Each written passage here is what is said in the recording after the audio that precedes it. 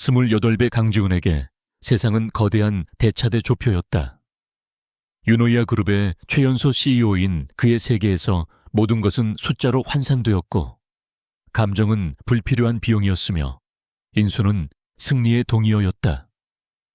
반면 25세 한이서에게 세상은 깨어지고 바랜 것들을 되살리는 섬세한 작업이었다.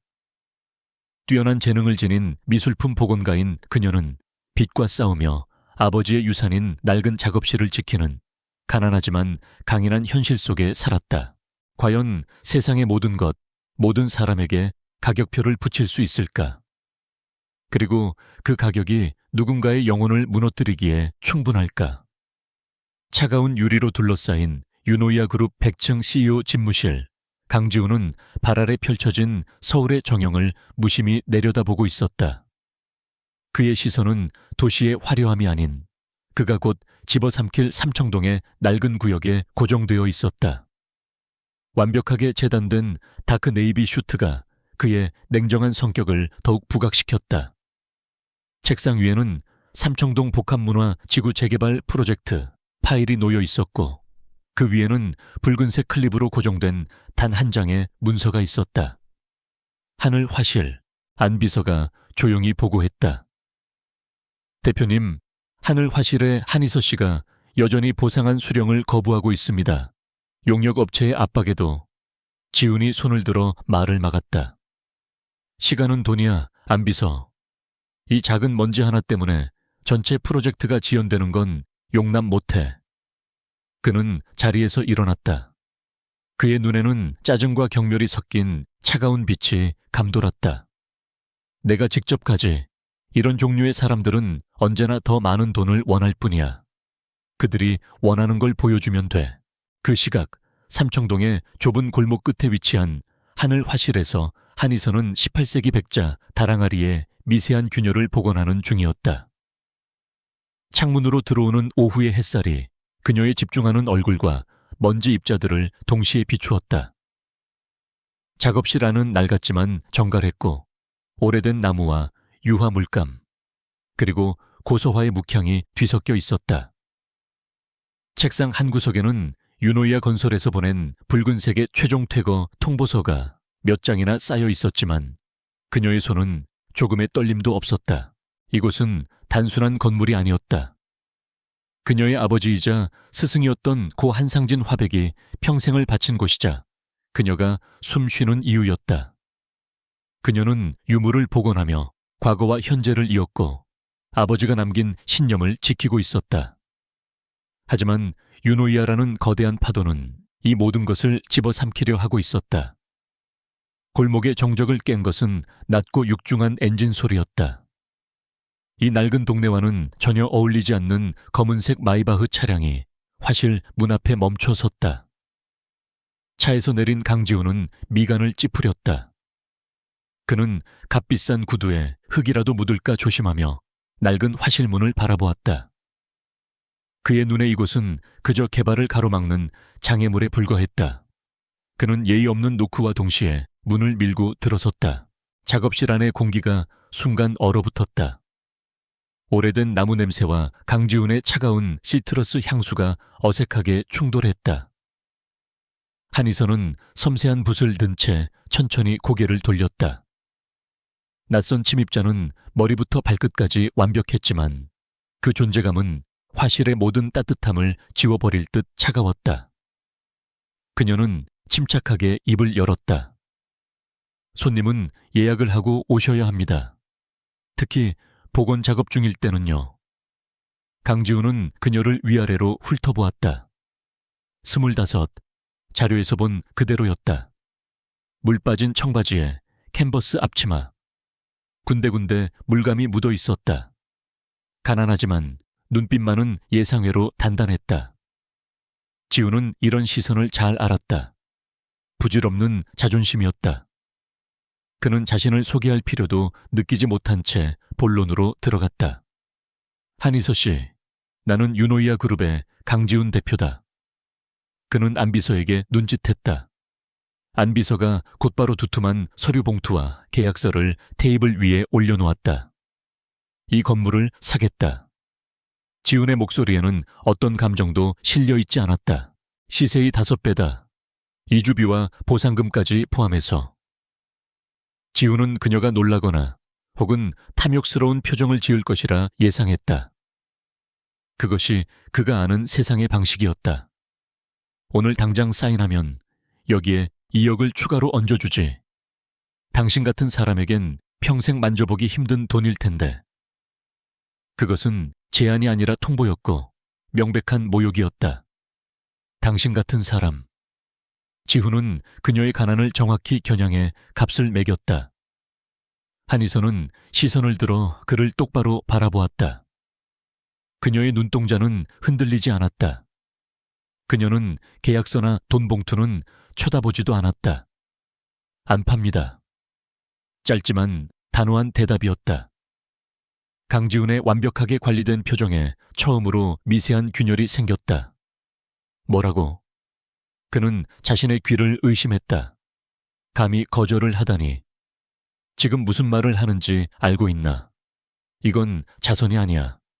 마지막 기회다. 여긴 제 아버지의 모든 것이었고 이제 제 전부입니다. 이서가 자리에서 일어섰다. 그녀는 지훈보다 작았지만 그 기세는 그를 압도했다. 이곳에 깃든 시간과 기억은 당신이 계산하는 숫자로 환산될 수 없습니다. 가격표를 붙일 수 없는 곳이라는 의미입니다. 지훈은 실소를 터뜨렸다. 가격표가 없어. 그건 가격이 부족하다는 뜻이겠지. 그는 만년필을 꺼내 계약서에 숫자를 휘갈겨 썼다. 10배, 더 이상은 없다. 이 정도면 당신이 지키려는 그 하찮은 기억들보다 훨씬 가치 있을 거다. 그는 그녀가 가난에 찌들어 결국 돈을 선택할 것이라 확신했다. 그는 그녀의 자존심을 사고 그녀의 신념을 사고 그녀의 항복을 사려고 했다.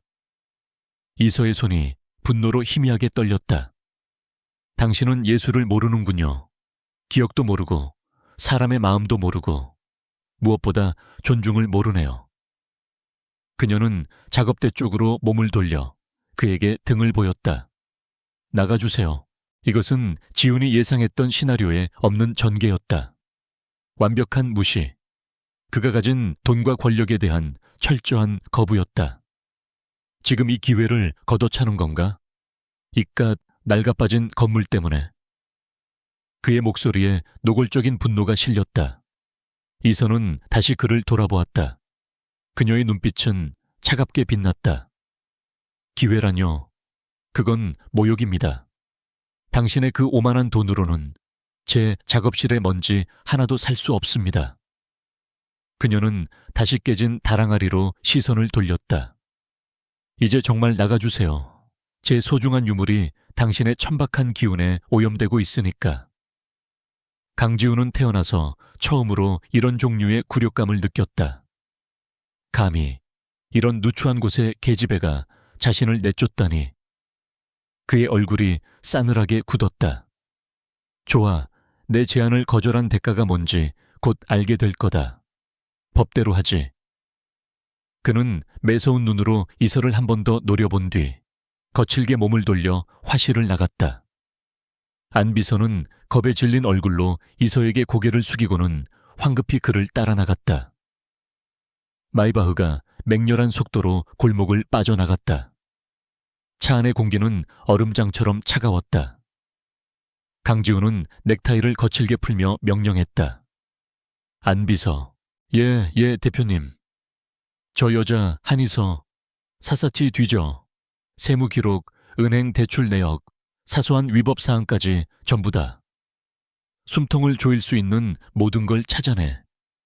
하지만 대표님, 그건 나는 내가 원하는 걸 가져야겠다. 지훈의 눈이 번뜩였다. 돈으로 안 된다면 힘으로 무릎 꿇리면 돼. 감히 나를 모욕한 대가를 치르게 해주겠어. 하지만 그의 분노 뒤편, 아주 깊은 곳에서는 다른 감정이 꿈틀대고 있었다. 그의 완벽한 부와 권력 앞에서도 조금도 위축되지 않았던, 오히려 그를 천박하다고 일축했던 그 맑고 단단한 눈빛. 그 눈빛이 그의 얼어붙은 벽에 아주 미세한 보이지 않는 흠집을 남겼다. 강지훈, 그는 아직 몰랐다. 자신이 지금 무너뜨리려는 것이 한 여자의 작업실이 아니라 자신을 지탱해온 견고한 벽 그 자체임을 그날 밤 한희선은 늦게까지 잠들지 못했다. 그녀는 강지훈이 두고 간 계약서를 쓰레기통에 처박았다. 그녀는 두렵지 않았다. 하지만 상대가 유노이아 그룹이라는 거대 기업임을 알기에 단순한 싸움이 아님을 직감했다. 그녀는 컴퓨터를 켜고 유노이아 그룹 삼청동 재개발 프로젝트를 검색하기 시작했다. 그녀는 그저 지키기만 하는 연약한 꽃이 아니었다. 그녀는 싸울 방법을 찾기 시작했다. 그리고 화면 속 프로젝트 총괄 책임자로 등록된 또 다른 이름, 부사장 박성우라는 글자가 그녀의 시선에 들어왔다. 강지훈의 방역은 빠르고 무자비했다. 그는 유노이아 그룹의 법무팀과 재무팀을 총동원했다. 그의 명령은 단 하나, 하늘화실과 한의서의 모든 약점을 찾아내어 압박하라는 것이었다. 며칠 만에 한의서는 사방에서 조여오는 압력을 느꼈다. 화실 운영 자금을 대출해준 은행에서 갑자기 대출금 일부 즉시 상환을 요구하는 통지서가 날아왔다. 그녀가 복원 작업을 위해 재료를 공급받던 유서 깊은 필방에서는 거래처 사정을 이유로 납품을 거부했다. 설상가상으로 구청에서는 건축물 안전 정밀 진단을 실시하겠다며 불시에 DOK, 독, 일제 장비를 든 검사관들이 들이닥쳤고 소방서에서는 소화 설비 미비를 이유로 과태료 고지서를 발부했다. 이 모든 것이 우연이 아님을 이선은 직감했다. 강지훈이라는 거대한 자본이 그녀의 일상을 체계적으로 무너뜨리기 시작한 것이다. 그는 그녀가 절망하고 지쳐서 무릎 꿇기를 기다리고 있었다. 하지만 강지훈의 예상은 빗나갔다. 한희선은 울거나 애원하지 않았다. 오히려 그녀는 더욱 침착해졌다. 낮에는 밀려드는 독촉 전화와 행정고지에 대응하며 시간을 벌었고 밤에는 아버지의 낡은 서재에서 잠을 설쳤다. 그녀는 보건가 특유의 집요함과 섬세함으로 유노이아 그룹의 삼청동 복합문화 지구 재개발 프로젝트의 방대한 자료를 파고들기 시작했다. 인터넷에 공개된 사업계획서, 환경영향평가서, 그리고 그녀가 정보 공개 청구를 통해 간신히 얻어낸 토지 수용 관련 행정문서들까지 그녀의 눈은 단순한 감정적 저항이 아닌 법과 논리의 허점을 찾고 있었다. 강지훈이 돈과 힘으로 공격해온다면 그녀는 진실과 법으로 맞설 생각이었다. 그리고 마침내 새벽 4시가 넘은 시각, 그녀의 지친 눈이 한 줄의 조항에서 멈췄다. 유노이아 측이 제출한 문화재 보호구역 관련 특례 조항이었다. 프로젝트는 낙후된 지역의 문화적 발전을 도모한다는 명목의 신속 승인을 받았지만 그 과정에서 하늘화실의 역사적 가치를 의도적으로 축소시킨 정황을 발견했다. 그녀의 아버지가 지역 무형 문화재 장인들과 교류하며 남긴 기록들, 그리고 이 화실 자체가 근대 건축물로서 보존 가치가 있다는 학술 자료를 그들은 단순 누락 처리했던 것이다. 결정적으로 그들이 주장하는 공공문화시설의 비율보다 상업시설의 비율이 압도적으로 높다는 점을 숨기기 위해 용도 변경 계획을 부록의 가장 마지막 장에 교묘하게 숨겨두었다. 다음 날 아침 강지훈은 자신의 집무실에서 법무팀장의 긴급 보고를 받았다. 그는 한의서가 파산 직전이라며 항복 문서를 들고 오리라 예상했다. 하지만 그가 받은 것은 한의서의 이름으로 정식 접수된 공사중지 가처분 신청서와 사업계획 허가 취소 행정소송 예고장이었다. 이게 무슨 소리지?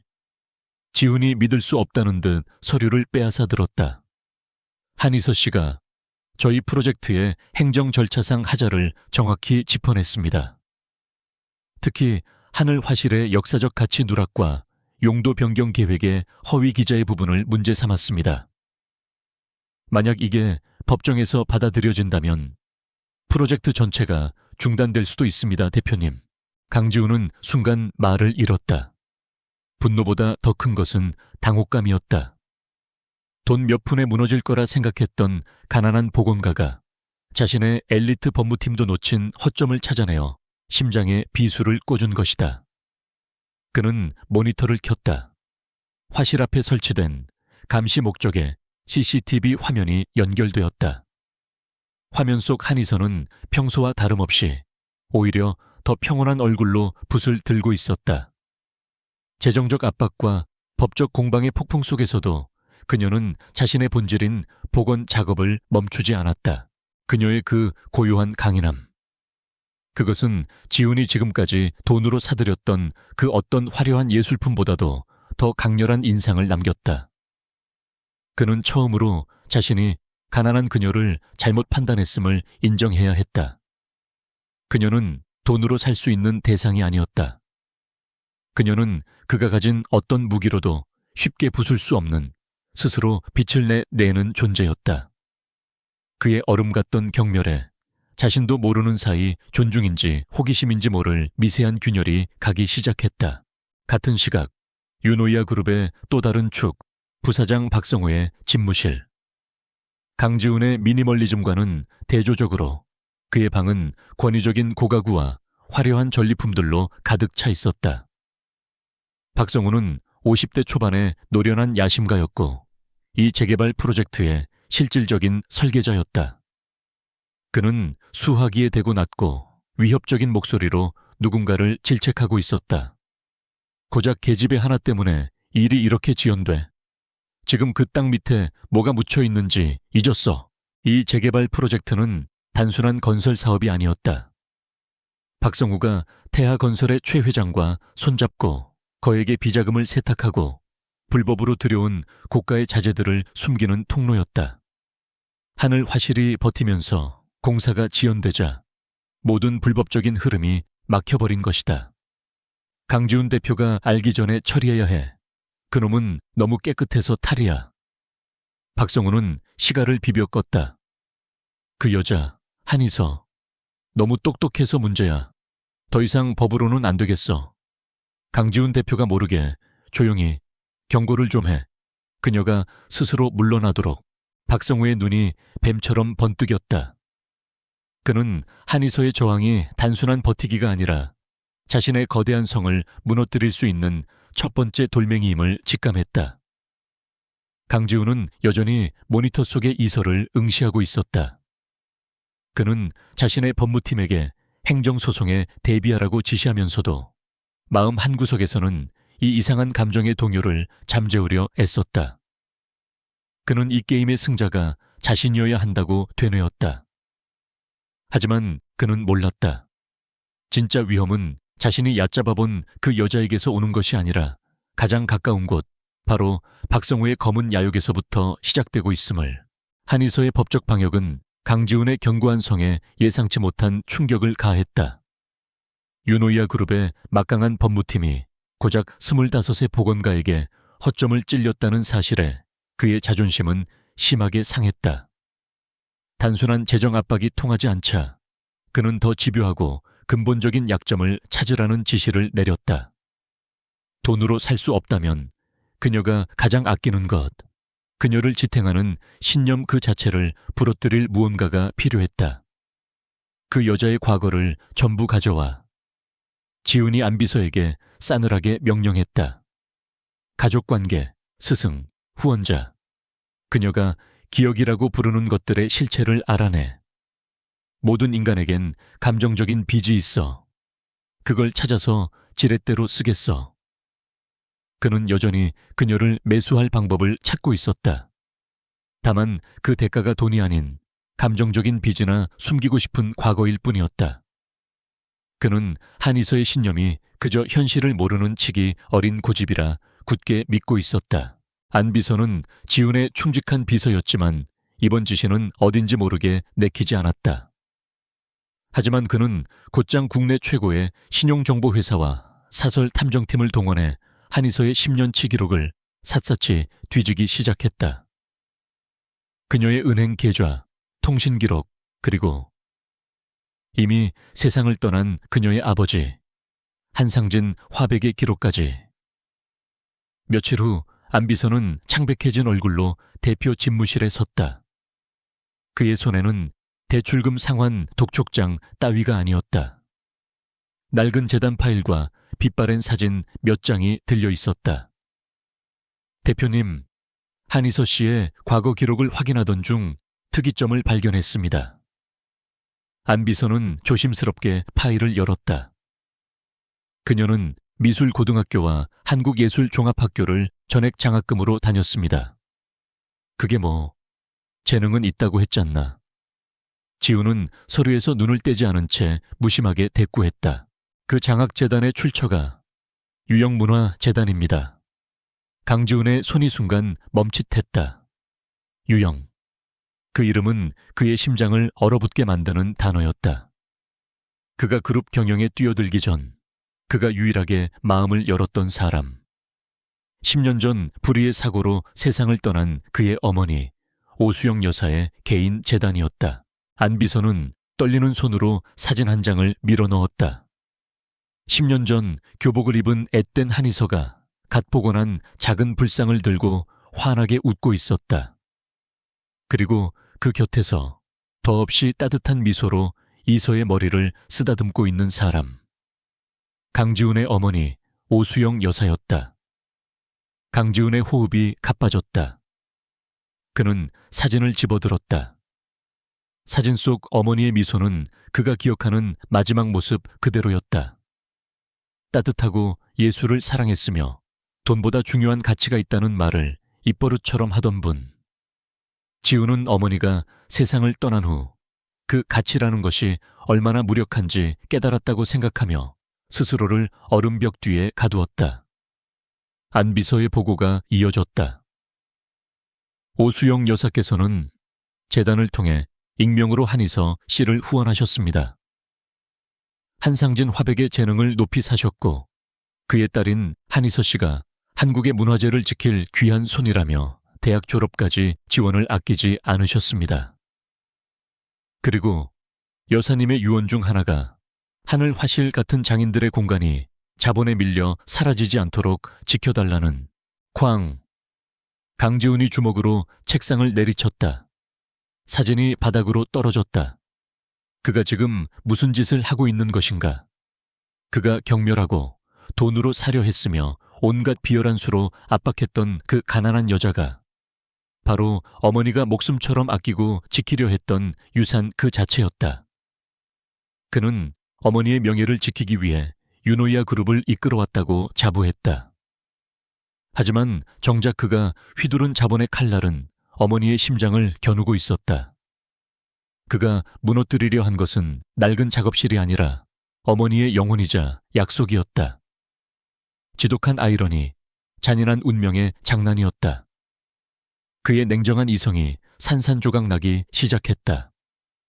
같은 시각 한희서는 자신의 작업실에서 또 다른 진실의 조각을 마주하고 있었다. 법정 싸움을 준비하며 유노이아 측의 프로젝트 서류를 더 깊이 파고들던 중이었다. 그녀는 복원가였다. 그녀의 눈은 표면이 아닌 그 이면의 재료와 구조를 꿰뚫어 보는데 특화되어 있었다. 그녀는 구청 정보 공개를 통해 확보한 삼청동 복합문화 지구의 건축 설계, 개요와 자재 명세서를 밤새도록 검토했다. 처음엔 토지 수용의 부당함에 집중했지만 보면 볼수록 이상한 점이 눈에 띄었다.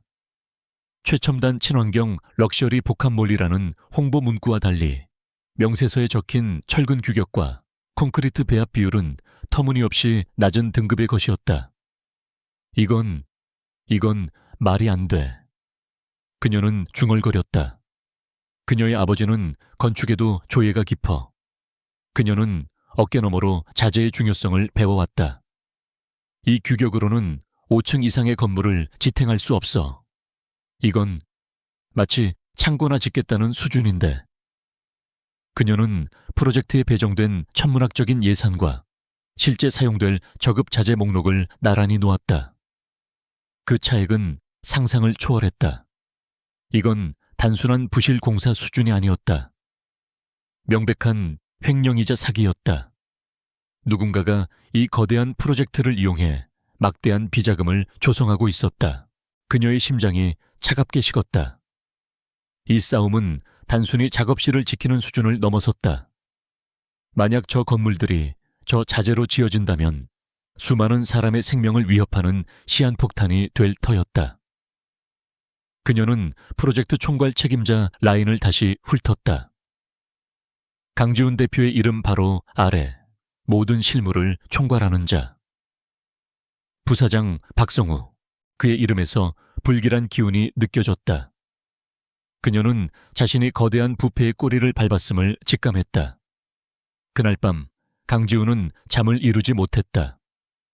그는 어머니의 유품함 깊숙이 넣어두었던 어머니와 함께 찍은 유일한 사진을 꺼내 들었다. 그리고 안비서가 가져온 사진 속 어머니 곁에 한이서를 번갈아 보았다. 그는 차를 몰아 삼청동으로 향했다. 늦은 시간이었지만 하늘 화실에는 여전히 불이 켜져 있었다. 그는 차 안에서 어둠 속에 숨어 창문에 비친 그녀의 그림자를 오랫동안 바라보았다. 자신이 하찮은 먼지라고 불렀던 여자, 어머니가 귀한 손이라고 불렀던 여자. 그는 지금 당장이라도 달려가 모든 것을 멈추고 사과하고 싶었지만 그럴 수 없었다.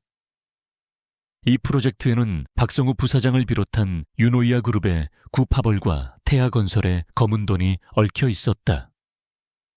자신이 이성을 잃고 프로젝트를 중단시키는 순간 내부의 적들은 기다렸다는 듯이 그를 끌어내릴 것이다. 강지훈은 처음으로 진퇴양난에 덫에 걸렸다. 어머니의 유산을 지키기 위해서는 역설적이게도 유노이아 그룹의 CEO 자리를 지켜내야만 했다. 그러기 위해서는 박성우의 비리를 밝혀내야 했다. 그리고 그 비리의 핵심에 자신이 그토록 짓밟으려 했던 한이서가 있었다. 그의 얼음벽은 완전히 무너져 내렸다. 경멸은 사라지고 지독한 죄책감과 알 수 없는 책임감이 그 자리를 메웠다. 그는 자신이 그녀를 사려 했던 것이 아니라 그녀에게 구원받아야 할지도 모른다는 사실을 깨닫기 시작했다. 부사장 박성우는 자신의 집무실에서 방금 보고받은 내용을 곱씹으며 시가를 질겅거렸다. 한이서가 단순한 행정소송을 넘어 프로젝트의 자재 명세서까지 파고들었다는 사실은 그의 심기를 날카롭게 건드렸다. 강지훈 대표가 임명한 법무팀은 고작 절차상 하자 따위로 쩔쩔매고 있었지만 박성우는 한이서의 진짜 위협이 본질을 꿰뚫어 보는 그 눈에 있음을 알았다. 그녀는 그저 버티는 것이 아니라 반격을 준비하고 있었다. 여린 계집애가 감히 내 밥그릇을 걷어차? 그의 목소리는 낮고 음산했다. 이 프로젝트는 유노이아 그룹의 미래가 아니라 태아건설 초회 회장과 함께 축적한 자신의 검은 제국이었다. 저급 자재로 바꿔치기하여 빼돌릴 수 있는 돈은 강지훈 같은 상속자는 상상도 못할 액수였다. 박성우는 더 이상 이 게임을 법의 테두리 안에서 놀아줄 생각이 없었다. 그는 자신의 수족이자 회사의 더러운 일을 처리하는 해결사인 김 실장에게 전화를 걸었다. 김 실장, 삼청동 하늘 화실. 예, 부사장님, 처리할까요? 김 실장의 목소리는 감정 없이 무미건조했다. 너무 똑똑한 혀는 잘라버려야지. 박성우가 시가 연기를 길게 내뿜었다. 하지만 강 대표가 눈치채서는 안 돼. 그놈은 아직 쓸모가 있으니까. 그냥 경고만 해. 그녀가 아끼는 것들을 좀 부숴버려. 다시는 반항할 엄두도 못 내게. 낡은 동네니까 불만을 품은 재개발 찬성 주민들의 소행처럼 보이게 꾸미고. 알겠습니다. 작업실을 말씀하시는 겁니까? 박성우는 잠시 망설이다가 한이서의 그 당돌한 눈빛을 떠올렸다. 아니, 작업실, 그리고 그 여자의 자존심까지. 그날 밤 서울에는 차가운 가을비가 내리고 있었다. 한이서는 깨진 다랑아리에 마지막 조각을 맞추며 늦게까지 작업실에 남아 있었다. 낮 동안의 법적 공방과 은행의 독촉으로 지칠 대로 지쳤지만 그녀는 이 유물을 완성해야만 했다. 그것이 자신을 지키는 유일한 방식이었다. 부실자재 명세서를 발견한 이후 그녀는 단순한 두려움을 넘어 거대한 분노를 느끼고 있었다. 이건 자신의 작업실을 빼앗는 것을 넘어 수많은 사람의 생명을 담보로 한 범죄였다. 그때였다. 밖에서 무언가 쿵 하고 부딪히는 둔탁한 소리가 들렸다. 비바람 소리인가 싶었지만 이내 낡은 나무 문을 거칠게 발로 차는 소리가 이어졌다. 거기 누구? 이서가 말을 마치기도 전에 자물쇠가 부서지는 소리와 함께 문이 활짝 열렸다. 검은색 모자와 마스크를 쓴 건장한 남자 셋이 쇠 파이프를 들고 들이닥쳤다. 그들의 눈은 비에 젖어 음산하게 빛났다. 여기서 당장 꺼져. 이 동네 망치는 X. 한 남자가 박성우가 지시한 대로 소리쳤다. 하지만 그들의 행동은 단순한 시위꾼의 그것이 아니었다. 그들은 이서에게 다가오는 대신 곧장 그녀가 복원 중이던 작업대로 향했다. 안 돼. 이서가 절규하며 몸을 날렸지만 다른 남자가 그녀를 거칠게 밀쳐냈다. 와장창 쇠파이프가 18세기 백자 다랑아리를 무자비하게 내리쳤다. 방금까지 생명을 되찾아가던 유물은 다시 산산조각이 나 바닥에 흩뿌려졌다. 그것은 시작에 불과했다. 그들은 선반 위의 고려청자와 조선백자 파편들, 그녀의 아버지가 남긴 붓과 도구들을 닥치는 대로 부수기 시작했다. 그것은 파괴가 아니었다. 그것은 한이서의 영혼을 살해하는 의식이었다. 제발, 제발 그만해요. 이서가 울부짖으며 그들을 막아서려 했지만 남자는 그녀의 뺨을 거세게 후려쳤다.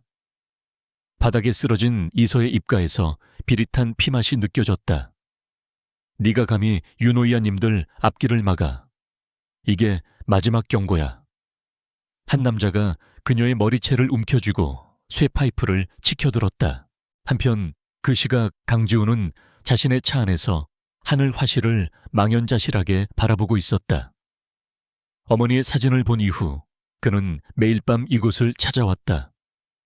차마 들어가지도 그렇다고 떠나지도 못한 채 그저 불 켜진 창문을 지켜보는 것이 그가 할 수 있는 유일한 속죄였다. 그는 자신이 시작한 이 파괴적인 게임을 어떻게 멈춰야 할지, 박성우의 검은 속내를 어떻게 파헤쳐야 할지 고뇌하고 있었다. 유리창을 때리는 빗소리 사이로 희미하게 무언가 깨지는 소리가 들렸다. 그리고 이어진 여자의 비명. 강지훈의 심장이 멎는 듯했다. 그는 본능적으로 차문을 박차고 나갔다. 이성과 계산이 끼어들 틈도 없었다. 100층 CEO 집무실의 냉정한 강지훈은 사라졌다. 오직 어머니의 유산을, 그리고 그 유산이 지키려 했던 한 여자를 구해야 한다는 원초적인 분노만이 남았다. 그가 부서진 문을 박차고 작업실 안으로 뛰어들었을 때 그가 본 것은 바닥에 쓰러진 이서와 그녀를 내리치려는 소의 파이프였다. 그만둬. 지훈의 목소리는 천둥처럼 울렸다. 괴한들이 당황한 사이 지훈은 이미 가장 가까운 남자의 팔을 꺾어 쇠파이프를 빼앗았다. 그는 정기적으로 가업 특수부대 출신 경호팀과 혹독한 격투 훈련을 받아왔다. 그것은 경영인이 되기 위한 자기 방어 수단이었지만 지금은 순수한 분노의 표출이었다. 그는 짐승처럼 달려드는 다른 남자의 복부를 쇠파이프로 가격하고 이서를 붙잡고 있던 남자의 턱을 팔꿈치로 가격했다. 그의 동작은 군더더기 없이 빠르고 잔혹했다. 값비싼 슈트는 흙탕물과 빗물로 엉망이 되었지만 그의 눈은 살기로 불타고 있었다. 괴한들은 예상치 못한 강력한 저항에, 그리고 강지훈의 얼굴, 그들은 이 지역 최고 책임자의 얼굴을 알고 있었다. 에 경악하며 비명을 지르며 도망쳤다. 작업실에는 폭풍이 휩쓸고 간 듯한 정막과 거친 숨소리, 그리고 빗소리만이 남았다. 한이서는 자신이 본 것을 믿을 수 없었다. 자신을 나락으로 밀어 넣으려던 남자, 강지훈. 그가 피투성이가 된 손 한 명을 제압하다 벽에 부딪혀 찢어진으로 자신을 지키고 서 있었다. 강지훈은 도망간 괴한들을 매섭게 노려보다가 천천히 이서에게로 돌아섰다. 그의 얼음 같던 눈동자는 혼란과 죄책감, 그리고 주체할 수 없는 분노로 격렬하게 타오르고 있었다. 그는 바닥에 주저앉아 깨진 도자기 조각을 멍하니 쥐고 있는 이서에게 다가갔다. 그녀의 뺨은 붉게 부어 있었고 눈물과 빗물이 뒤엉켜 흘러내렸다. 지우는 아무 말 없이 자신의 재킷을 벗어 그녀의 떨리는 어깨에 덮어주었다. 재킷에서는 그의 차갑지만 강렬한 체향이 느껴졌다. 이서가 고개를 들었다. 그녀의 눈은 공포와 혼란으로 가득 차 있었다. 왜 당신이, 이것도 당신이 꾸민 짓이야. 그녀의 목소리는 갈라져 나왔다. 자신을 파괴하려던 자가 자신을 구원한 이 모순을 받아들일 수 없었다. 그의 얼굴이 고통스럽게 일그러졌다. 아니, 그의 목소리는 빗소리에 묻힐 듯 낮고 거칠었다. 그는 그녀의 뺨에 난 상처와 깨진 도자기 파편에 베인 그녀의 팔을 보았다. 그는 무릎을 꿇고 앉아 주머니에서 새하얀 손수건을 꺼내 그녀의 팔에서 흐르는 피를 닦아내기 시작했다. 그의 손길은 서툴렀지만 그가 한 번도 보여주지 않았던 종류의 것이었다. 계산되지 않은 본능적인 보호였다. 미안해. 그것은 강지훈이 태어나서 누군가에게 진심으로 해본 첫 사과였다. 이 모든 건 그가 말을 이었다. 전부 내 잘못이야. 그는 더 이상 그녀의 가난이나 자존심을 사려던 냉정한 CEO가 아니었다. 그는 자신의 오만함이 불러일한 재앙 앞에서, 그리고 자신이 지켜야 할 것을 깨달아버린 한 남자로서 그녀의 사랑 앞에서 무너져 내리고 있었다. 그의 얼음벽은 산산조각 났다. 폭풍우가 휩쓸고 간 작업실은 처참했다. 강지훈은 산산조각난 도자기 파편과 빗물, 그리고 자신의 손에서 떨어진 피가 뒤엉킨 바닥을 망연히 내려다보았다. 그는 고통을 느끼지 못했다. 이 모든 재앙은 자신의 오만함이 초래한 결과였다. 한이서는 쓰러진 선반 옆에 주저앉아 부러진 아버지의 붓대를 부서진 유물 조각처럼 끌어안고 있었다. 그녀의 뺨은 붉게 부어올랐고 텅 빈 눈동자는 초점을 잃은 채였다. 일레오나, 지훈의 목소리는 빗물에 젖어 거칠었다. 여기 계속 있으면 안 돼. 이서가 그를 뿌리쳤다. 그녀의 눈에 다시 분노의 불씨가 타올랐다. 가. 당신도 똑같아. 이 모든 게 다 당신 때문이야. 그녀의 원망 어린 절규가 그의 심장을 꿰뚫었다. 내가 막으려고 했어. 하지만 지훈은 차마 변명할 수 없었다. 이 파괴의 시작은 분명 자신이었으니까. 그는 이서의 저항에도 불구하고 그녀의 가느다란 팔을 잡아 일으켜 세웠다. 지금은 날 원망해도 좋아. 하지만 여긴 위험해. 그들이 다시 올 수도 있어. 그는 자신의 재킷으로 그녀를 감싸 안고 억수같이 쏟아지는 비를 뚫고 자신의 차로 향했다. 이서는 더 이상 저항할 기력조차 남아있지 않았다. 서울의 야경이 통유리창 너머로 펼쳐진 얼음 궁전처럼 차가운 유노이아 그룹 VVIP 펜트하우스. 강지훈은 이곳에 단 한 번도 타인을 들인 적이 없었다. 그는 자신의 개인 주치의를 비밀리에 호출해 이서의 상처를 치료하게 했다. 주치의가 조용히 돌아간 후 펜트하우스에는 무거운 침묵만이 감돌았다. 지훈은 젖은 셔츠를 입은 채 상처투성이 손을 주먹에 쥔 채 창밖을 바라보고 있었다. 그는 자신의 완벽한 성격에 가난한 그녀를 들였다. 아니, 그녀는 더 이상 가난한 그녀가 아니었다. 그녀는 그가 지켜야 할 어머니의 유산이었다. 이서는 낯선 최고급 실크시트 위에서 눈을 떴다.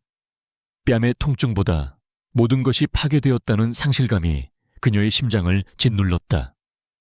여긴 어디죠? 강지훈이 어둠 속에서 돌아섰다. 그의 얼굴은 평소의 냉정함 대신 깊은 피로와 분노로 일그러져 있었다. 내 집이야. 병원은 기록이 남아. 당신을 해치려 한 자들이 누군지 알 때까지 당신은 내 보호 아래 있어야 해. 보호. 그 단어는 이서에게 또 다른 감금처럼 들렸다. 보호라고요? 그녀가 쉰 목소리로 비웃었다. 당신이 날 나락으로 밀어 넣었으면서 이제 와서 구원자 행세라도 하는 건가요? 당신의 그 오만한 돈으로 내 작업실을 부쉈으니 이제 이 화려한 새장으로 날 사려는 건가요? 파괴하려 했어. 지우는 그녀의 도끼 어린 말을 피하지 않고 정면으로 받았다. 그의 눈은 깊은 죄책감으로 어두웠다. 난 당신의 가치를 돈으로 환산하려 했고 당신의 신념을 얕잡아 봤어. 그 대가를 당신이 치르게 만들었군. 그는 이서에게 차마 다가가지 못하고 거리를 둔 채 섰다. 하지만 어젯밤의 그자들은 내가 보낸 게 아니야. 이건 내 통제를 벗어난 일이야. 그리고 난 반드시 그 배후를 찾아낼 거다. 이서는 그의 눈에서 처음으로 계산이 아닌 분노를 읽었다. 그것은 그녀를 향한 분노가 아니었다. 그녀는 여전히 그를 믿을 수 없었지만 그가 자신을 구해준 순간에 절박했던 눈빛 또한 외면할 수 없었다. 그녀는 다친 몸을 일으켰다. 난 당신의 보호 따위 필요 없어요. 내 싸움은 아직 끝나지 않았으니까. 그녀의 눈빛은 부상당했음에도 여전히 꺾이지 않았다. 지우는 그런 그녀의 모습에 가슴이 저려왔다. 다음 날 새벽, 강지우는 피 묻은 셔츠를 갈아입지도 못한 채 회사로 복귀했다. 그의 집무실에 호출된 안비서는 대표의 흉흉한 기세에 숨조차 제대로 쉴 수 없었다. 지훈의 찢어진 손등은 임시로 감아둔 거즈를 붉게 물들이고 있었다. 안비서. 예, 대표님. 박성우 부사장, 그리고 태하건설 최 회장. 두 사람 사이의 모든 거래 내역, 사적인 통화 기록, 지난 3년간의 자금 흐름. 24시간 주지. 내가 모르게 내 모든 권한을 총동원해서 샅샅이 뒤져. 안비서는 망설였다. 대표님, 그건 부사장님을 사찰하는 것은 이사회의 내 명령이야. 지훈이 안비서의 말을 잘랐다. 어젯밤 한희서 씨가 습격당했어. 단순한 폭행이 아니야. 살인 미수였어. 지훈의 눈이 번뜩였다. 박성우가 프로젝트 지연의 책임을 내게 돌리기 전에 그놈의 목에 칼을 꽂아야 해. 이건 단순한 경영권 다툼이 아니야. 전쟁이야. 안비서는 지훈의 눈에서 처음으로 무언가를 빼앗긴 자의 절박함과 지키려는 자의 결의를 동시에 보았다. 하지만 박성우는 강지훈보다 한 수 위에서 움직이고 있었다.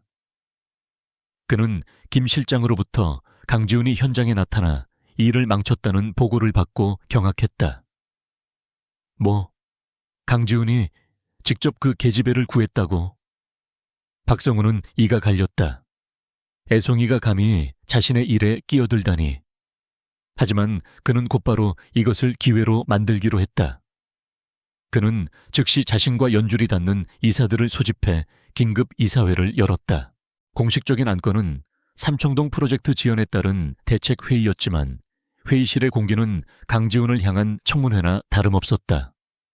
박성우가 먼저 포문을 열었다. 그의 목소리는 유감스럽다는 듯 위선으로 가득 차 있었다. 대표님, 수조 원이 걸린 그룹에 명운이 걸린 프로젝트가 고작 낡은 건물 하나 때문에 몇 주째 발이 묶여 있습니다. 그룹의 이미지가 실추되고 주가가 요동치고 있습니다. 박성우의 동맹인 태하건설 측 이사가 거들었다. 게다가 어젯밤에는 대표님께서 직접 그 재개발 반대 주민과 물리적 충돌까지 일으키셨다는 보고를 받았습니다. 이건 CEO로서 매우 부적절한 처신입니다. 박성우가 결정타를 날렸다. 대표님께서 그 여자 한희서에게 혹시 개인적인 감정이라도 있으신 겁니까? 유노이아 그룹의 명예와 수만 주주들의 이익이 대표님의 사사로운 감정 때문에 더 이상 위협받아서는 안 됩니다. 그것은 명백한 함정이었다. 지훈이 아니다라고 부정하면 왜 즉시 무력으로라도 처리하지 못했냐는 비난을 받을 것이고, 그렇다고 인정하는 순간 CEO로서의 자격을 박탈당할 터였다. 지훈은 회의실의 차가운 공기 속에서 자신을 노려보는 늙은 여우들의 탐욕스러운 시선을 정면으로 받았다. 박성우는 회심의 미소를 지으며 마지막 제안을 했다. 대표님, 이사회는 대표님께 마지막 기회를 드리고자 합니다. 그는 서류 하나를 지훈 앞으로 밀었다. 하늘화실 강제 철거 및 한의서 접근 금지 가처분 신청서였다. 당장 결단하십시오. 이 서류에 서명하고 프로젝트를 봉회대 올리십시오. 대표님의 결단력을 보여주신다면 이사회는 더 이상 이 일을 문제 삼지 않겠습니다. 회의는 정회되었다. 지훈은 자신의 집무실로 돌아왔다. 그는 넥타이를 거칠게 풀어 던졌다. 선택의 시간이었다. 회사를 지킬 것인가, 그녀를 지킬 것인가. 회사를 지키는 것은 표면적으로 어머니의 유산을 지키는 일이었다. 하지만 회사를 지키기 위해 이서를 희생시킨다면 그것은 어머니의 영혼을 2번 죽이는 행위였다. 이 지독한 모순, 그는 어젯밤 자신의 재킷을 덮어주었을 때 공포에 질려 떨면서도 끝까지 자신을 노려보던 이서의 눈을 떠올렸다. 자신을 천박하다고 꾸짖던 그 목소리, 자신을 구한 것이 그녀가 아니라 자신이 그녀에게 구원받고 있음을 깨달았다. 그는 자신이 그녀를 사려고 했던 순간부터 모든 것이 잘못되었음을 인정했다. 그는 돈으로 그녀를 살 수 없었다. 오히려 그녀가 그의 굳어버린 심장을 깨뜨려 버렸다. 강지훈은 인터폰을 들었다. 안비서. 예, 대표님. 안비서의 목소리가 불안하게 떨렸다. 지훈은 창밖을 바라보며 나지막이 말했다. 박성우 부사장이 원하는 대로 해주지. 이사회에 한의서 문제를 즉시 해결하겠다고 전해. 안비서의 숨이 멎는 소리가 들렸다. 대표가 굴복한 것인가? 전화를 끄는 지훈은 그러나 박성우가 내민 서류를 갈기갈기 찢어 쓰레기통에 처박았다. 그리고 그는 다른 번호를 눌렀다. 그가 유일하게 신뢰하는 캐셔 특수부대 출신으로 구성된 자신의 직속 경호팀장이었다. 지금부터 내 지시만 따른다. 박성우가 반드시 다시 움직일 거다. 그의 눈은 얼음보다 차갑고 강철보다 단단했다. 한의서 씨를 내 목숨과 맞바꿔서라도 지켜. 그는 이사회가 원하는 답을 주었다. 하지만 그의 해결 방식은 박성우의 방식과는 완전히 다를 것이었다. 그는 유노이아 그룹의 CEO 자리와 자신의 모든 것을 걸기로 결심했다. 어머니의 유산인 회사가 아니라 어머니의 진정한 유산인 한의서를 선택한 것이다. 그는 사랑에 먼저 그리고 완전히 무너졌다. 강지훈의 펜트하우스는 얼음 성체에서 위태로운 전쟁 지휘본부로 변해 있었다. 한의서는 그가 건넨 태블릿을 노려보았다. 그 안에는 유노이아 그룹의 최고 기밀에 해당하는 박성우 부사장의 모든 프로젝트 결제 내역과 자금 흐름이 담겨 있었다. 이걸 왜 나한테 보여주죠? 또 다른 함정인가요? 그녀의 목소리에는 여전히 짙은 불신이 깔려 있었다. 강지훈은 붕대를 감은 손으로 넥타이를 거칠게 풀었다. 그는 지독한 피로감과 죄책감에 휩싸여 있었다. 함정이었다면 내가 당신을 구할 이유가 없었어. 그가 나지막이 말했다. 당신 말이 맞았어. 난 내 회사 안에서 벌어지는 거대한 사기극조차 눈치채지 못한 멍청한 CEO였어. 박성우는 당신의 저항을 이용해 비상자금을 빼돌리고 있었던 거야.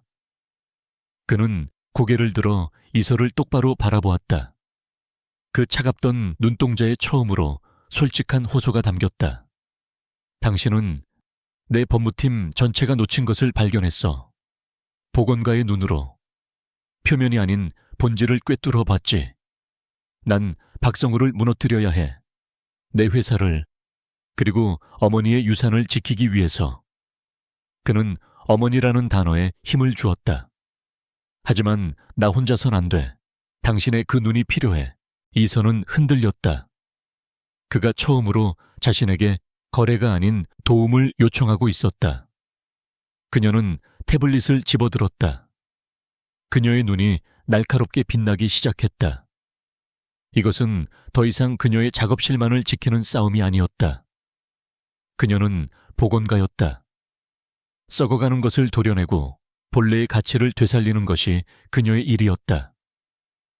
그녀는 고개를 끄덕였다. 좋아요. 당신이 칼이라면 난 당신의 칼날이 되겠어요. 하지만 이건 당신을 위해서가 아니에요. 진실을 위해서지. 그렇게 어울리지 않는 두 사람. 모든 것을 돈으로 사려 했던 남자와 무엇으로도 살 수 없었던 여자의 위태로운 동맹이 시작되었다. 펜트하우스의 거대한 테이블은 복원 작업대처럼 변했다. 이선은 박성우가 승인한 수백 건의 자재 명세서와 유령 회사로 보이는 해외 공급 업체 리스트를 밤새도록 파고들었다. 그녀는 복원 작업에서 배운 지식으로 자재의 등급과 실제 가격, 그리고 서류상의 가격이 얼마나 터무니없이 부풀려졌는지 조목조목 짚어냈다. 이 페이퍼 컴퍼니, 아르테미스 인터내셔널, 파나마에 있군요. 이서가 한 파일을 가리켰다. 최고급 이탈리아산 대리석과 독일제 친환경 도료를 공급한다고 되어 있네요. 하지만 이 코드, 이건 제가 복원용 안료를 수입할 때 봤던 저가형 중국산 공업용 도료 코드예요. 강지훈의 눈이 번뜩였다. 그는 즉시 자신의 재무팀 라인을 통해 해당 회사의 자금 흐름을 역추적했다. 박성우가 이 회사에 지난 1년간 지급한 돈이 800억 원이야. 그는 저급 자재를 쓰면서 있지도 않은 최고급 자재 비용을 청구한 거야. 그 돈이 어디로 갔을까요? 태하건설 초회 회장의 스위스 비밀 계좌, 그리고 박성우의 내연녀 이름으로 된 홍콩의 부동산으로. 지훈이 모니터를 돌려 보여주었다. 증거는 명확했다. 하지만 이것만으로는 부족했다.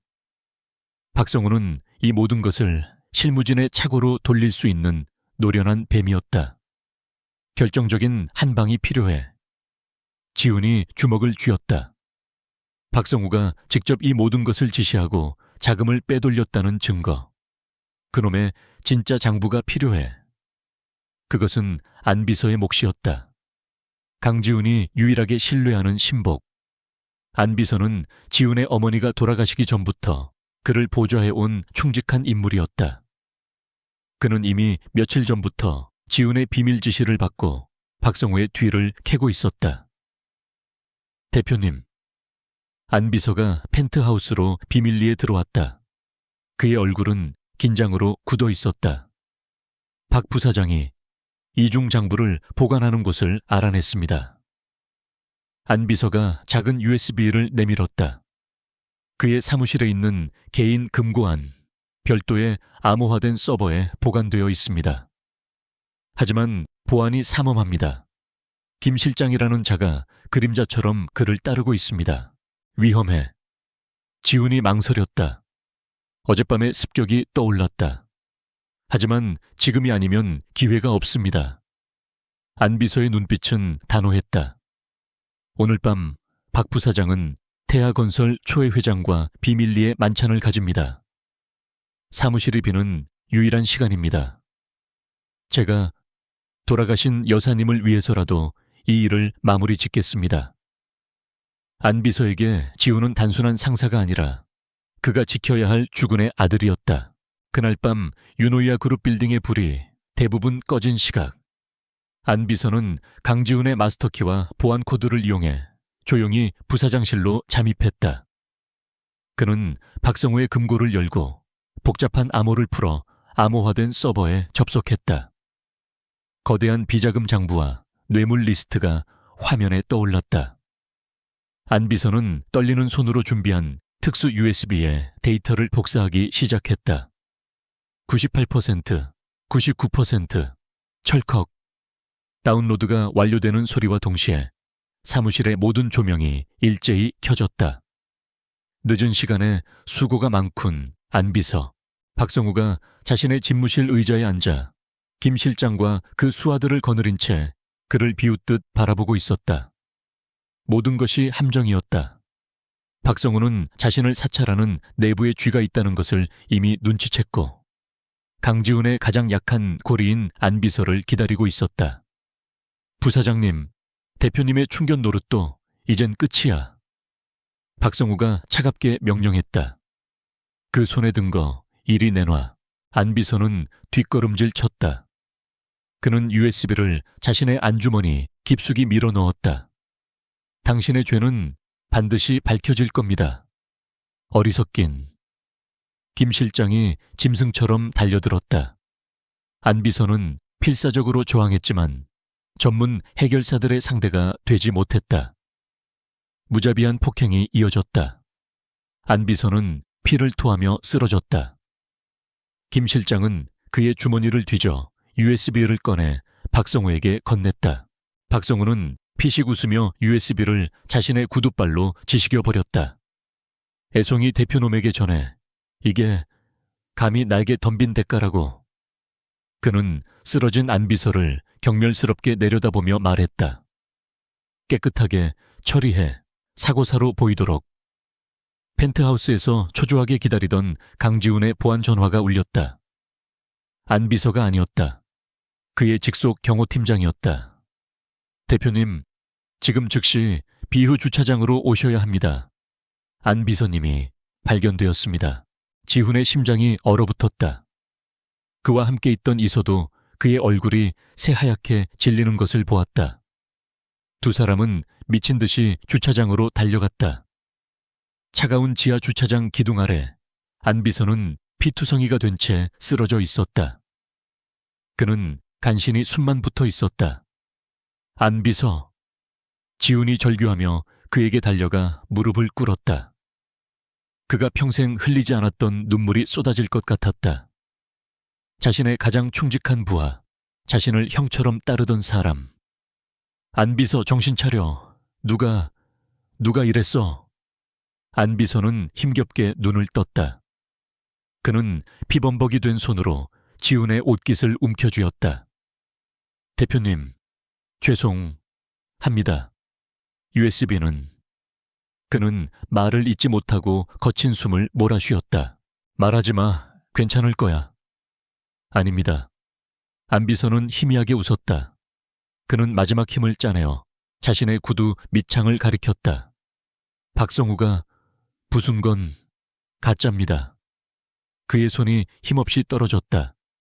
그는 박성우가 함정을 팔 것을 대비해 데이터를 복사한 마이크로 SD 카드를 자신의 구두 밑창에 숨겨두었던 것이다.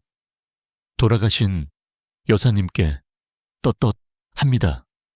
안비서의 눈이 감겼다. 앰뷸런스 사이렌 소리가 멀리서 울려 퍼졌다.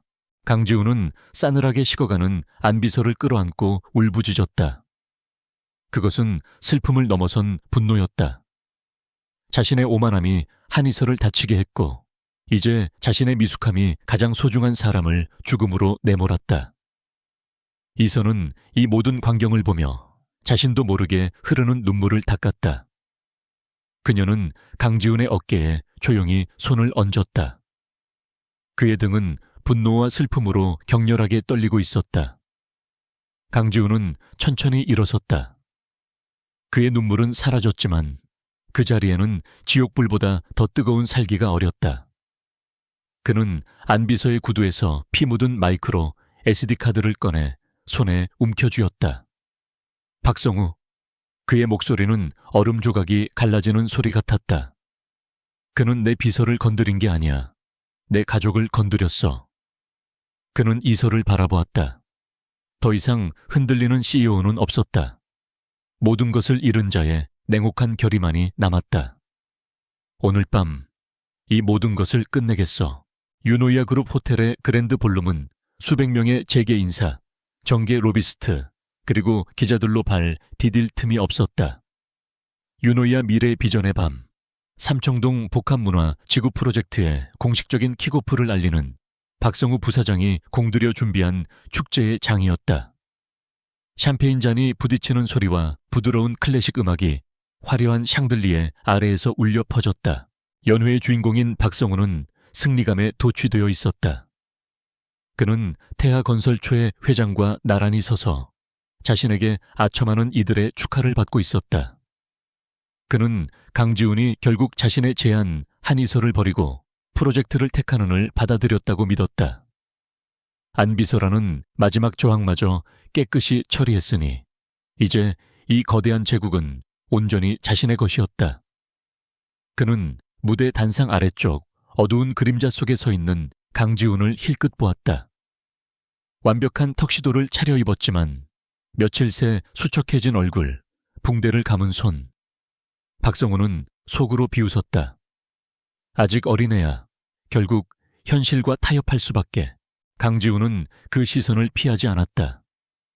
그의 눈은 깊은 슬픔과 얼음 같은 분노가 뒤섞여 텅 빈 것처럼 고요했다.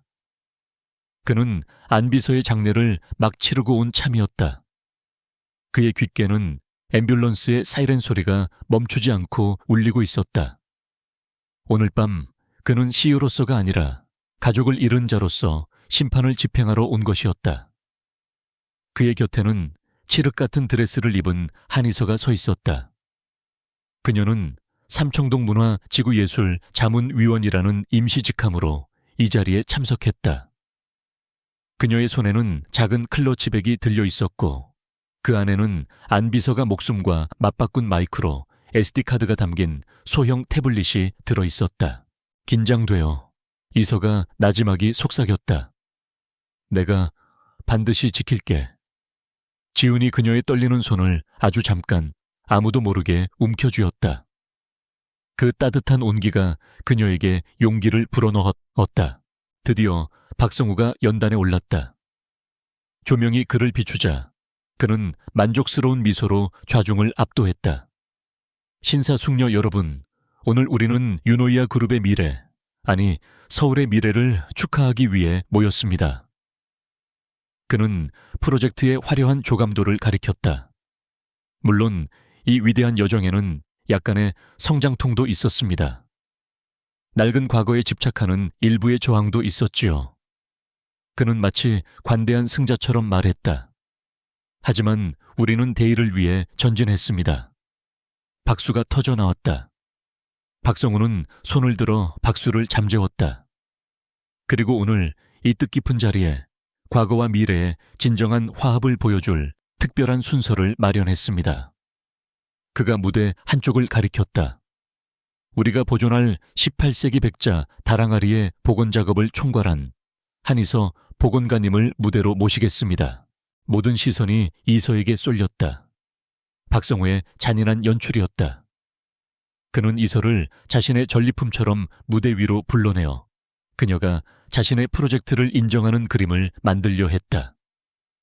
그는 이서가 강지훈의 펜트하우스에 머물고 있다는 것을 알고 있었고 강지훈이 이서를 길들였다고 판단했다. 이서가 천천히 무대로 걸어 나갔다.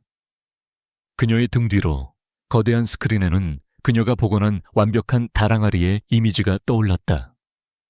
강지훈은 자신의 케이소 경호팀장에게 눈짓했다. 준비해. 박성우가 이서에게 마이크를 건네며 비열하게 속삭였다. 현명한 선택을 했더군. 그 작업실보다 훨씬 큰 걸 얻게 될 거야. 이서는 그를 무시하고 마이크 앞에 섰다. 그녀는 심호흡을 했다. 그녀의 시선은 객석의 강지훈에게 향했다. 여러분께 복원에 대해 말씀드리고자 이 자리에 섰습니다. 그녀의 맑은 목소리가 장내에 울려 퍼졌다. 복원은 단순히 깨진 것을 붙이는 작업이 아닙니다.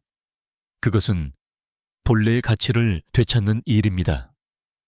때로는 아름다운 표면 아래 깊이 썩어 들어간 부패와 균열을 발견하기도 합니다. 박성우의 미간이 미세하게 좁혀졌다. 이야기가 이상한 방향으로 흐르고 있었다. 한이서 씨, 다랑아리에 대한 이 프로젝트처럼 말이죠. 이서가 그의 말을 끊고 목소리를 높였다. 여러분이 보시는 이 화려한 조감도 그 이면에는 무엇이 숨겨져 있는지 아십니까? 저 여자 마이크 꺼, 당장! 박성우가 소리쳤다. 하지만 이미 늦었다. 강지훈의 신호를 받은 경호팀장이 방송실을 장악했다. 이서의 뒤편 다랑아리 이미지가 있던 거대한 스크린이 지지직거리며 검게 변했다. 그리고 다음 순간 스크린에 뜬 것은 아르테미스 인터내셔널이라는 유령 회사의 로고와 스위스 은행의 계좌 번호였다. 박성우가 빼돌린 800억 원의 자금 흐름도 저급 중국산 자재 코드와 부풀려진 최고급 이탈리아산 대리석의 허위 계약서가 나란히 펼쳐졌다. 장내가 순식간에 얼어붙었다. 기자들의 카메라 플래시가 미친 듯이 터지기 시작했다. 이게 무슨 짓이야? 박성우가 경악했다. 이것이 당신이 말한 미래입니까? 이서가 태블릿을 스크린과 연결시키며 외쳤다. 사람들의 생명을 담보로 한 부패한 자재들. 이것이 당신의 대입니까? 그리고 결정타. 스크린에 음성파형 그래프가 떠올랐다. 그것은 안 비서가 마지막으로 녹음한 박성우와 태아건설 초의 회장의 통화 내용이었다. 안 비서는 처리했어. 이제 강지훈 준 그 애송이는 빈겁대기야. 자재는 문제 없겠나? 누가 알겠어. 무너지기 전에 우린 돈방석에 앉을 텐데. 박성우의 얼굴이 하얗게 질렸다. 최 회장은 이미 뒷문으로 도망치려 하고 있었다. 모든 것이 끝났다. 전현이. 이성을 잃은 박성우가 짐승처럼 이서에게 달려들었다. 그는 주머니에서 무언가 날카로운 것, 만년필을 개조한 칼을 꺼내들었다. 김 실장과 그의 수하들이 무대 위로 난입해 경호원들과 뒤엉키며 아수라장이 되었다. 이서 씨, 박성우가 이서의 목을 팔로 감고 칼을 겨누었다. 다 비켜, 비키지 않으면 이 여자 죽어. 그는 이서를 인질로 삼아 비상구로 향했다. 하지만 강지훈은 이미 그 자리에 없었다. 그는 박성우가 이서에게 달려드는 순간 객석을 가로질러 무대 측면으로 돌아 들어가고 있었다. 그는 이 모든 상황을 예측했다. 박성우가 궁지에 몰리면 반드시 이서를 노릴 것임을. 박성우. 지훈의 차가운 목소리가 박성우의 뒤에서 들렸다. 박성우가 본능적으로 돌아보는 찰나 0.1초의 틈, 지훈은 망설이지 않았다. 그는 박성우의 칼든 손목을 가격하고 동시에 팔꿈치로 그의 명치를 찍었다. 박성우가 고통으로 비명을 지르며 이서를 놓쳤다. 지훈은 이서를 자신의 등 뒤로 밀어내 보호하는 동시에 방역하려는 박성우의 얼굴에 주먹을 날렸다. 붕대가 감긴 손이었지만 그 주먹에는 안비서의 죽음에 대한 모든 분노가 담겨 있었다. 박성우가 무대 바닥으로 고꾸라졌다. 지훈은 그 위에 올라타 그의 멱살을 움켜쥐었다. 내 놈이 감히. 그의 눈에서 뜨거운 눈물이 흘렀다. 이건 안비서의 몫이다. 그가 두 번째 주먹을 내리치려던 순간 이서가 그의 팔을 붙잡았다. 지훈 씨, 그만해요. 끝났어요. 지훈의 격렬했던 호흡이 천천히 잦아들었다. 그는 피투성이의 박성우를 노려보다가 천천히 몸을 일으켰다. 김 실장을 비롯한 박성우의 수하들은 이미 KSO 경호팀과 강지훈이 미리 건물 외부에 대기시켰던 경찰 특공대에 의해 모두 제압된 후였다. 경찰들이 무대 위로 쏟아져 들어와 박성우에게 수갑을 채웠다. 태아건설 초의 회장 역시 공항으로 가던 길에 체포되었다는 무전이 울렸다. 심판의 밤은 끝났다. 강지훈은 수많은 카메라 플래시와 사람들의 경악 어린 시선을 무시했다. 그는 곧장 이서에게 다가갔다. 그녀는 여전히 떨고 있었다. 그는 망설임 없이 그녀를 자신의 품에 끌어안았다. 그의 턱시도는 엉망이 되었고 손등에서는 다시 피가 흘렀지만 그는 상관하지 않았다. 그는 그녀의 머리에 얼굴을 묻었다. 미안해. 너무 늦어서 미안해. 그의 얼음성은 완전히 무너져 내렸다. 그는 더 이상 냉정한 CEO가 아니었다. 그는 자신의 오만함이 불러온 비극 앞에서 속죄하고 사랑하는 여자를 지키기 위해 모든 것을 건한 남자였다. 이선은 그의 등에 팔을 둘러 그의 슬픔과 분노를 함께 끌어안았다. 그녀는 그가 가난한 자신을 사려 했지만 결국 그 과정에서 그 자신이 구원받았음을 알았다. 심판의 밤이 지나고 서울의 금융가는 지진이라도 맞은 듯 흔들렸다.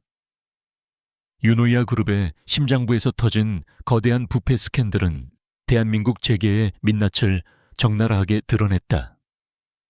박성우 부사장과 태하건설 초의 회장을 비롯한 검은 커넥션은 모두 법의 심판대에 올랐다. 유노이아 그룹의 주가는 폭락했고 강지훈은 그룹 역사상 최악의 위기 속에서 홀로 남겨졌다. 하지만 그는 무너지지 않았다. 안비서의 장례를 치른 후 그는 이전의 냉정한 CEO로 돌아왔지만 그의 냉정함은 이제 배제가 아닌 수습을 위한 것이었다. 그는 그룹의 모든 권한을 이용해 내부 감사를 실시했고 박성우의 잔당들을 모조리 척결했다. 피비린내 나는 구조조정이었지만 아무도 그의 결단력에 이의를 제기하지 못했다.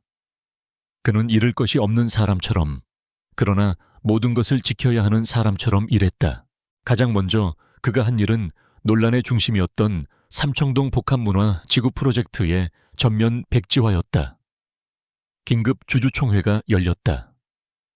수많은 주주가 그의 경영 능력에 의문을 제기하며 비난을 퍼부었다. 그들의 눈에 그는 수조 원짜리 프로젝트를 날려버린 미숙한 경영자일 뿐이었다. 강지훈은 연단에 섰다. 붕대를 푼 그의 손등에는 선명한 흉터가 남았다. 그는 준비된 원고를 옆으로 치웠다. 유노이아 그룹은 잘못된 길을 갔습니다. 그의 목소리는 낮았지만 회의장 전체를 울렸다.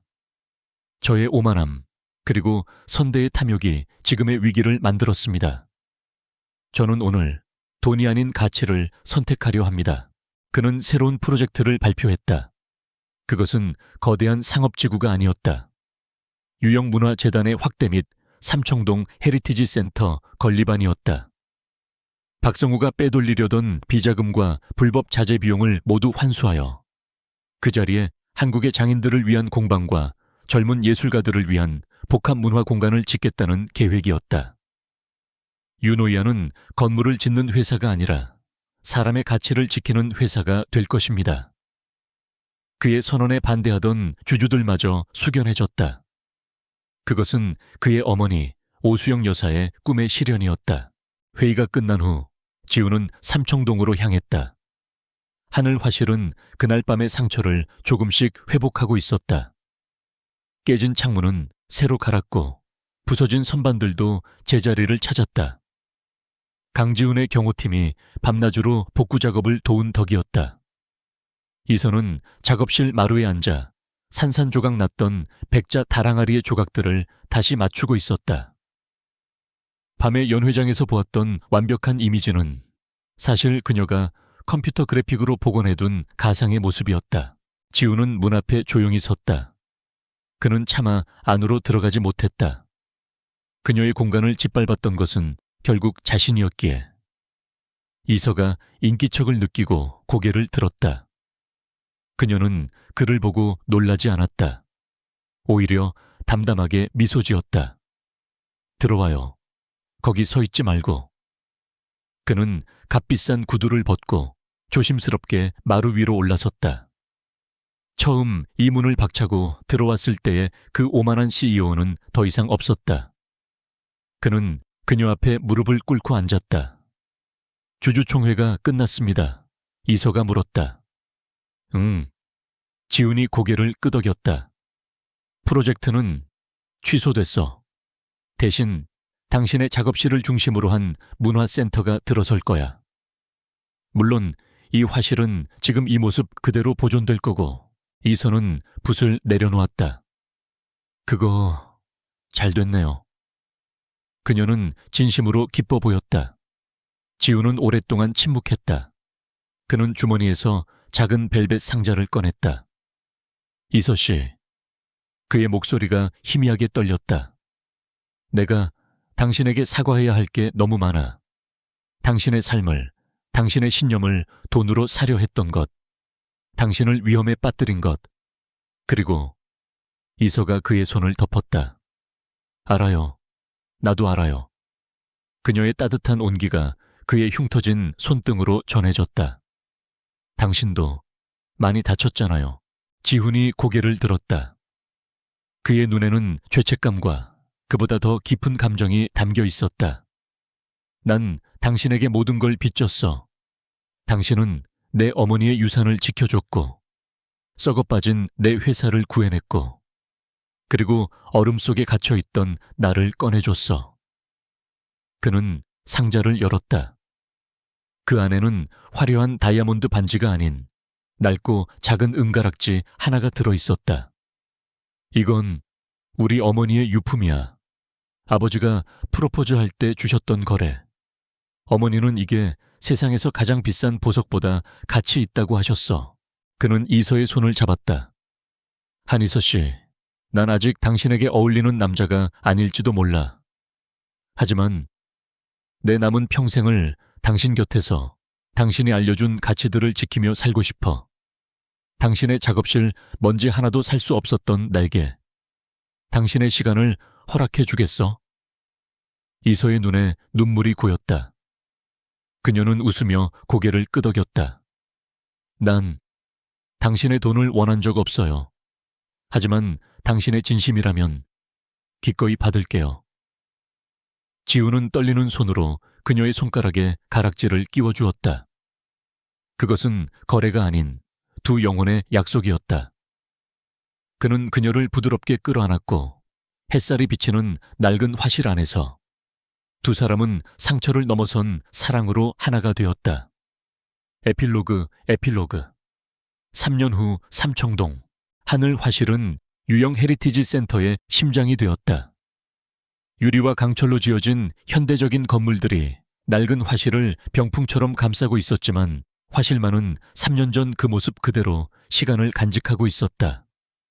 센터의 안뜰에서는 젊은 예술가들이 도자기를 빚고 아이들이 전통 염색을 배우며 웃음꽃을 피우고 있었다. 아빠, 엄마 또 흙 먹었어요. 5살 배기 꼬마 아이가 아장아장 걸어와 한 남자의 바지가랑이를 붙잡았다. 이런. 강지훈이 웃으며 아이를 안아들었다. 그는 더 이상 냉정한 CEO의 슈트가 아닌 편안한 리넨 셔츠 차림이었다. 그의 얼굴에는 예전의 얼음장 같은 냉기는 사라지고 따뜻하고 여유로운 미소가 자리 잡고 있었다. 그는 유노이아 그룹의 회장이 되었지만 일주일에 2번은 반드시 이곳 센터로 출근했다. 여보, 수호가 또 고자질했네. 한이서가 캔버스 앞치마를 두른 채 흙투성이 손으로 코를 찡긋했다. 그녀는 여전히 이곳 하늘 화실에서 유물을 복원하고 있었고 동시에 센터의 총괄 예술감독을 맡고 있었다. 지훈이 아들을 안고 그녀에게 다가갔다.